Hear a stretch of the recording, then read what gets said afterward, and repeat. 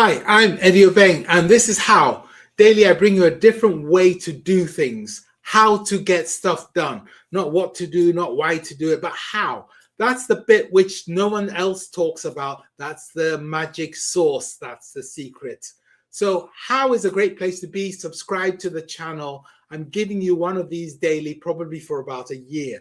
Today, I'm focusing on how to move your habits and your comfort zone, especially around the space of presenting, running workshops, facilitating, or giving keynotes.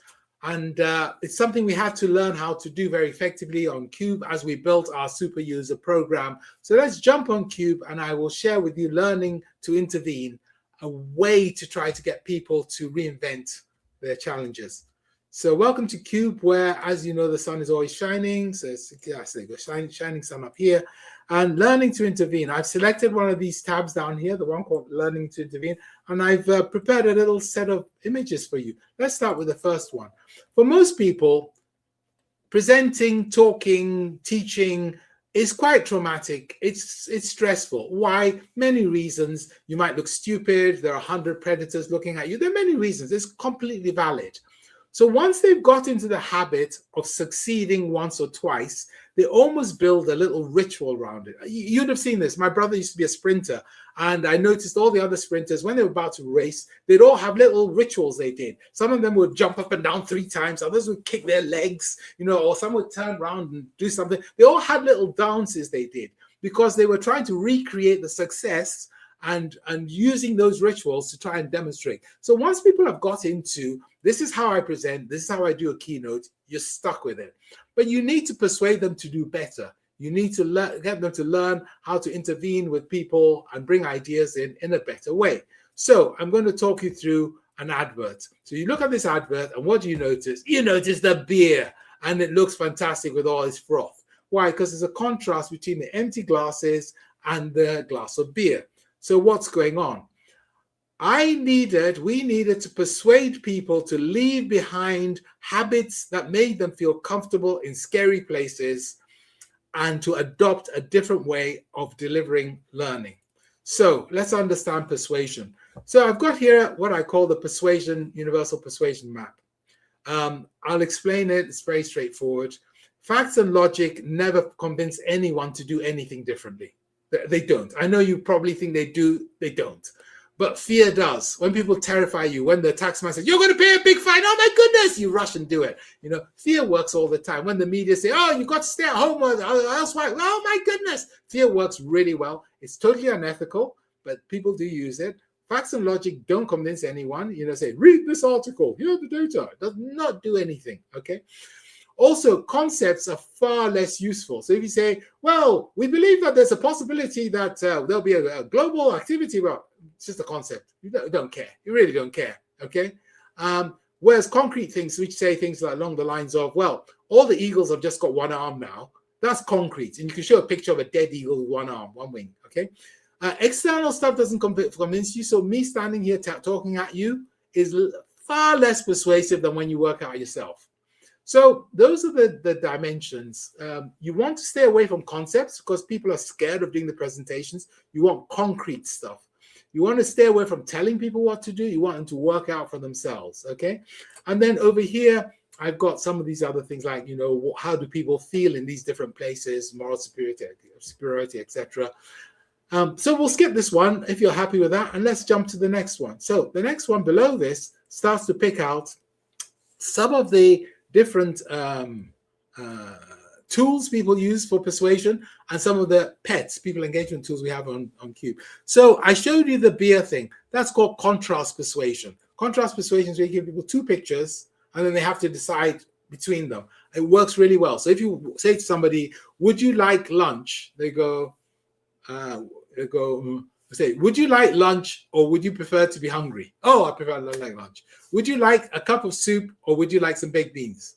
They can say baked beans. If you say, would you like soup? They go, I'm not sure. So contrast works really well, giving people 2 things because it makes it easier. When you get to 3 things, they start to struggle. So if you say, would you like soup? Soup, beans, or I don't know, potatoes, they go, oh, they start struggling. Menus, problem. Anyway, so the contrast persuasion is what we decided would work to try and persuade people to change how they actually engage when they're doing presentations. So that's what's being captured here. And you can see I've sort of hidden it behind the tool there. So what's learning to intervene? What we do is we work in a number of stages. Stage one, we basically ask people what they normally do when they're doing a keynote or a presentation or something like that. And they come up with things like, well, before the first session, I prepare my PowerPoints. That's his PowerPoint. Then I introduce myself and I tell them what I'm going to talk about. So tell them what you're going to tell them, and tell them what you told them. It's a traditional method. Then I go through the PowerPoint step by step, and at the end, I ask for questions. Let's just say ask for questions. There you go. And then I say, thank you, everybody. And then they all leave and nothing happens. And then maybe next time I do it again. So let them work on that. Let them say how, when I've led workshops, when I've done keynotes, what do I do? Okay. And then we start to look at it, what would happen if you were running on Cube. And so on Cube, it's a little bit different. So we start off perhaps with a course designer, moodogram to understand what's going on there. And then we'll probably follow with the moodogram into what pets are we going to work with. So that'll be the next thing you capture. And then once you capture what pets you're going to work with, you'll probably decide what vignettes, what stories you're going to tell. Like I told you the story about the person who didn't want to stand up and do the presentation. On Cube at the start, you connect with the people emotionally, humanly. You say hello to them. You send them a private chat. You gather in circle with them. So at the start, you make a human connection.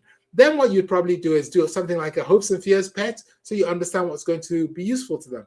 During the session, you adapt to build in the hopes and fears pet, but also you do our classic rules, right? First talk, second, don't talk for more than 7 minutes, and so on. So that's what you do during the session. And basically at the end, you'll be talking about things like learn by sharing or rapid. So what are you going to do? What's going to be the action? And that from there, you'd say, okay, everybody, this is what you're going to do. When you come back on Cube or you go to your quick study cubicle or everything, this is what you're going to be working on. That's what you're going to be working on. They all agree.